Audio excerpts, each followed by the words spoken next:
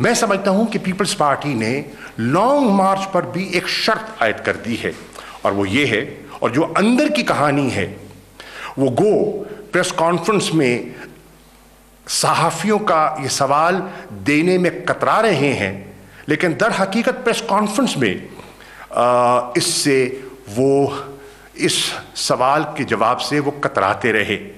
जब उनसे कहा गया कि अंदर की कहानी बताएं, तो अंदर की कहानी तो ये है कि पीपल्स पार्टी की बहुत बड़ी तादाद के जो मेंबरान हैं सीईसी के, वो बिल्कुल किसी तारीख पर फिलहाल आमादा दिखाई नहीं दिए, और उन्होंने मशरूत कर दी लॉन्ग मार्च को जनाब नवाज शरीफ साहब की वापसी से मशरूत कर दिया। तो ये भी एक अहम मसला मुझे तो फिलहाल जो जैसे कहते हैं ना खटाई में पड़ता दिखाई दे रहा है।